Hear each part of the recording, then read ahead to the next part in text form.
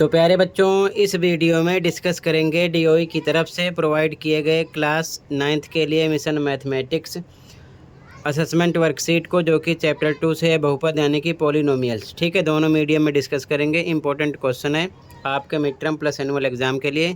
इससे पहले कि सभी वर्कशीट और असेसमेंट का सॉल्यूशन अपलोड है, कमेंट में लिंक मिलेगी, देख सकते हो, तो देख लेना। सीधा आ जाओ क्वेश्चन पर। ठीक है, question number 1 and 2 are multiple choice questions. Select the most appropriate option from the given options. प्रश्न संख्या 1 एवं 2 बहुविकल्पीय प्रश्न है। दिए गए विकल्पों में से सर्वाधिक उपयुक्त विकल्प का चयन कीजिए। पहला क्वेश्चन है, ध्यान से देखो। Which of the following is the zero of the polynomials p x equal to 5x plus 3। निम्नलिखित में से कौन सा बहुपद पी एक्स बराबर 5x प्लस 3 का शून्यक है? तो हम क्या करेंगे, यहाँ पर देख लो ध्यान से, 5x प्लस 3 को इक्वल टू 0 के रखेंगे। ठीक है, तो ध्यान से देखो, इक्वेशन है 5x प्लस 3। ठीक है, तो आंसर फर्स्ट सोल्व करेंगे। ध्यान से देखो, आंसर 1 5x प्लस 3, इसको हम रखेंगे इक्वल टू 0 के। ठीक है, तो ध्यान से देखो, 5x इक्वल टू 3 0 की तरफ आएगा, प्लस का माइनस हो जाएगा। ठीक है, तो x इक्वल टू -3 अपॉन में 5, ये आंसर हो जाएगा। ठीक है, जो कि आपका सी ऑप्शन है। तो फर्स्ट में आपका सी ऑप्शन हो जाएगा -3 अपॉन में 5। ठीक है, सेकंड क्वेश्चन, निम्नलिखित में से कौन एक बहुपद नहीं है? Which one of the following is not a polynomial. तो ध्यान से देखो, लास्ट वर्कशीट किए थे, पॉलिनोमियल यानी बहुपद के लिए वेरिएबल यानी चर यानी कि a to z की डिग्री क्या होनी चाहिए? होल नंबर यानी कि पूर्ण संख्या। ठीक है, तो यहाँ पर x की पावर 1 है, x की पावर 2 है, तो ये बहुपद है। यहाँ पर देखो x की पावर 3 है, ये भी है। यहाँ पर z की पावर 2, z की पावर 3, ये भी है। यहाँ पर देखो y की पावर -1 है, तो यानी कि माइनस में पावर नहीं होनी चाहिए और फ्रैक्शन में भी नहीं होनी चाहिए। ठीक है, क्योंकि ये पूर्ण संख्या नहीं है। तो यहाँ पर आपका बी ऑप्शन सही हो जाएगा क्वेश्चन नंबर 2 में। ठीक है, तो ध्यान से देखो, आंसर नंबर 2 में आपका बी ऑप्शन करेक्ट है।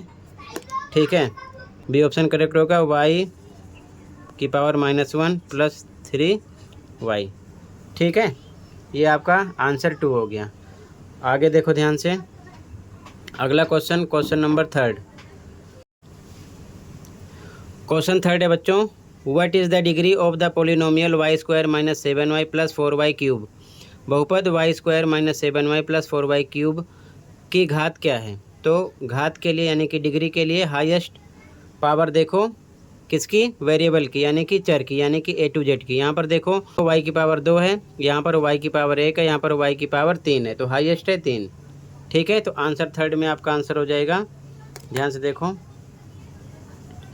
आंसर 3 यहाँ पर आपका है y² - 7y plus 4y cube. तो यहाँ पर डिग्री यानी कि घात, ठीक है, इंग्लिश में डिग्री क्या हो जाएगी? हाईएस्ट पावर 3 है, 3। ठीक है, आंसर हो गया।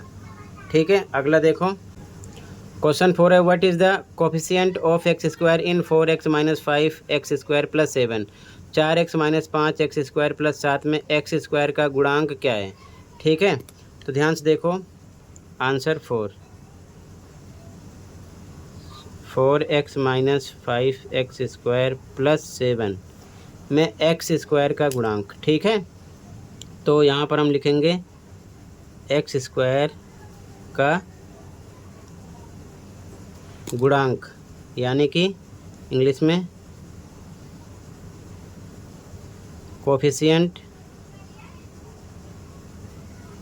Of x²। यहाँ पर x² है, इसके साथ जो नंबर है 5 है, निशान के साथ, क्या हो जाएगा? -5। ये आंसर हो गया। ठीक है, अगर x का पूछते तो आंसर आता 4, लेकिन x² का पूछा गया है तो -5 होगा। ठीक है, आंसर 4 हो गया। अगला question 5, right A binomial of degree 5, एक द्विपद लिखिए जिसकी घात 5 हो। ठीक है, आंसर 5, यानी कि 2 पद हो। ठीक है, कितने पद हो? 2। जैसे कि हम लिख सकते हैं, बहुत सारे लिख सकते हैं, x की पावर 5 + 3, इसमें 2 पद हो गए, 1 की घात 5 है। या फिर लिख सकते हैं 2x की पावर 5 - 8, इसमें भी 2 पद हैं लेकिन x की पावर 5 है। या फिर 3x - x की पावर 5। इसी प्रकार बहुत सारे आप एग्जाम्पल लिख सकते हो, कोई एक लिखना है। ठीक है ना, कोई एक। पावर कितनी होनी चाहिए, डिग्री कितनी होनी चाहिए? 5, और 2 पद होने चाहिए। अपने अकॉर्डिंग कुछ भी आप लिख सकते हो XYZ मान के। ठीक है ना, यहाँ पर कोई सा भी वेरिएबल लिख सकते हो, XYZ ध्यान रखना है, A to Z। ठीक है, अगला क्वेश्चन देखो। Question 6, factorise the following polynomials, निम्नलिखित बहुपदों के गुणनखंड कीजिए। ठीक है, फर्स्ट है आंसर 6 का फर्स्ट, 18x³ - 14x²। ठीक है, लिख लिया। अब इसमें कॉमन नंबर देखेंगे दोनों में। ठीक है, तो 2 के टेबल में 18 भी आएगा, 14 भी आएगा, और x² है, ये कॉमन करेंगे। अब इससे इसमें डिवाइड करना है। ठीक है, तो ध्यान से देखो, 18x³ ऊपर लिखा, नीचे कॉमन नंबर 2x²। 2 से कट होगा 9 आएगा, ऊपर x ट्रिपल टाइम है और नीचे x डबल टाइम है, तो डबल टाइम कटेगा, x बचेगा, यानी 9x आ जाएगा। कितना? 9x डिवाइड करने पर, तो लिखा 9x माइनस। अब इसके बाद में 14x² में भी 2x² से डिवाइड करेंगे, तो 14x² ऊपर लिखेंगे, कॉमन नंबर 2x² नीचे, x² से x² कट जाएगा, 2 के टेबल में 14 7 पे आएगा, तो आ गया 7, ब्रैकेट क्लोज कर दिया। तो ये आपका आंसर हो जाएगा 6 का फर्स्ट। ठीक है, 6 का सेकंड है, ध्यान से देखो। अब ध्यान से देखो, क्वेश्चन नंबर 6 का सेकंड क्वेश्चन, y² - 6y + 8 है। ठीक है, 6 का सेकंड आंसर देखो, y² - 6y + 8। ठीक है, अब सबसे पहले क्या करना है बच्चों, देखो y² के साथ 1 हाइड है और लास्ट में 8 है, इनका मल्टीप्लाई करो, 1 × 8 आ गया 8। अब ध्यान से देखो, 8 का 2 फैक्टर निकालना है, मल्टीप्लाई करने पर दोनों का 8 होना चाहिए, और लास्ट में जो निशान है प्लस है तो प्लस करने पर, माइनस होता तो माइनस करने पर, बीच का नंबर 6 आना चाहिए, तो हो जाएगा 4 × 2, 4 2 = 8, 4 + 2 करेंगे तो आएगा 6। ठीक है, ये चीज़ ध्यान में रखना।